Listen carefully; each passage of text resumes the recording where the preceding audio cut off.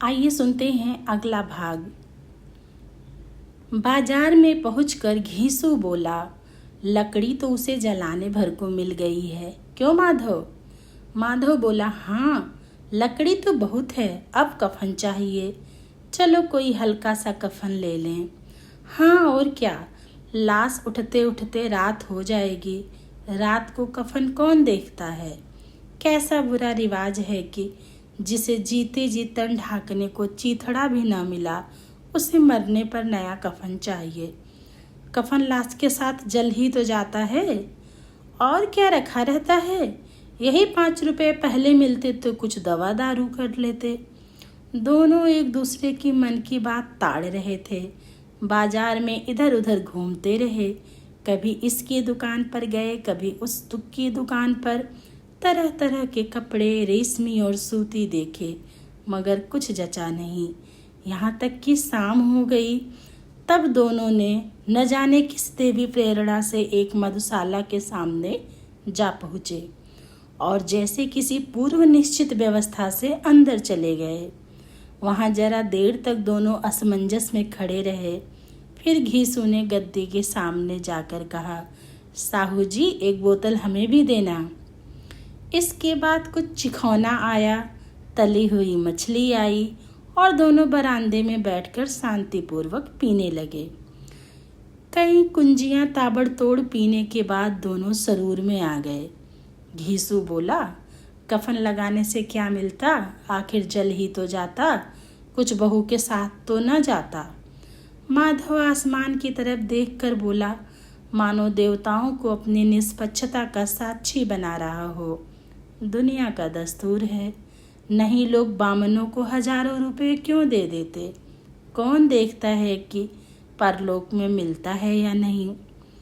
बड़े आदमियों के पास धन है, फूके, हमारे पास फूकने को क्या है। लेकिन लोगों को जवाब क्या दोगे? लोग पूछेंगे नहीं कफन कहाँ है। घीसू हंसा, अबे कह देंगे कि रुपए कमर से खिसक गए, बहुत ढूंढा मिले नहीं। लोगों को विश्वास न आएगा, लेकिन फिर वही रुपए देंगे। माधव भी हंसा। इस अनपेक्षित सौभाग्य पर बोला, बड़ी अच्छी थी बेचारी, मरी तो खूब खिला पिला कर। आधी बोतल से ज़्यादा उड़ गई। घीसू ने 2 सेर पूड़ियाँ मंगाई, चटनी, अचार, कलेजियाँ। शराब खाने के सामने ही दुकान थी।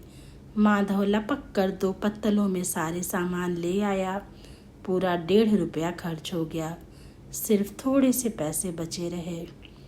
दोनों इस वक्त इस शान में बैठे पूड़ियाँ खा रहे थे जैसे जंगल में कोई शेर अपना शिकार उड़ा रहा हो। न जवाबदेही का खौफ था, न बदनामी की फिक्र। इन भावनाओं को उन्होंने बहुत पहले ही जीत लिया था। घीसू दार्शनिक भाव से बोला, हमारी आत्मा प्रसन्न हो रही है तो क्या उससे पुत्र न होगा? माधव ने श्रद्धा से सिर झुकाकर तस्दीक की, जरूर से जरूर होगा। भगवान तुम अंतर्यामी हो, उसे बैकुंठ ले जाना। हम दोनों हृदय से आशीर्वाद दे रहे हैं। आज जो भोजन मिला वो कभी उम्र भर न मिला था। एक क्षण के बाद माधव के मन में एक शंका जागी। बोला, क्यों दादा, हम लोग भी एक न एक दिन वहाँ जाएंगे ही। घीसू ने इस भोले भाले सवाल का कुछ उत्तर न दिया। वह परलोक की बातें सोचकर इस आनंद में बाधा न डालना चाहता था। जो वहाँ वह हम लोगों से पूछे कि तुमने हमें कफन क्यों नहीं दिया, तो क्या कहोगे? कहेंगे तुम्हारा सिर। पूछेगी तो जरूर, तू कैसे जानता है कि उसे कफन न मिलेगा? तू मुझे ऐसा गधा समझता है? 60 साल क्या दुनिया में घास खोदता रहा हूँ, उसको कफन मिलेगा और बहुत अच्छा मिलेगा। माधव को विश्वास न आया। बोला, कौन देगा? रुपए तो तुमने चट कर दिए, वह तो मुझसे पूछेगी। उसकी मांग में तो सिंदूर मैंने डाला था। कौन देगा? बताते क्यों नहीं? वही लोग देंगे जिन्होंने अब की दिया है। हाँ, अब के रुपए हमारे हाथ ना आएंगे। ज्यों ज्यों अंधेरा बढ़ता था और सितारों की चमक तेज होती थी। मधुशाला की रौनक भी बढ़ती जाती थी।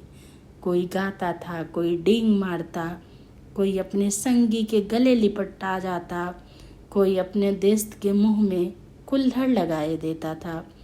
वहाँ के वातावरण में सरूर था, हवा में नशा। कितने तो यहाँ आकर एक चुल्लू में मस्त हो जाते थे। शराब से ज़्यादा यहाँ की हवा उन पर नशा करती थी। जीवन की बाधाएं यहाँ खींच लाती थी और कुछ देर के लिए यह भूल जाते थे कि वे जीते हैं या मरते हैं, या न जीते हैं न मरते। और यह दोनों बाप बेटे अब भी मज़े ले लेकर चुस्कियाँ ले रहे थे।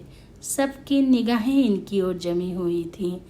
दोनों कितने भाग्य के बली हैं, पूरी बोतल बीच में है। भरपेट खाना खाकर माधव ने बची हुई पूरियों का पत्तल उठाकर एक भिखारी को दे दिया, जो खड़ा इनकी ओर भूखी आंखों से देख रहा था और देने की गौरव, आनंद और उल्लास का अपने जीवन में पहली बार अनुभव किया। घीसू ने कहा, ले जा, खूब खा और आशीर्वाद दे।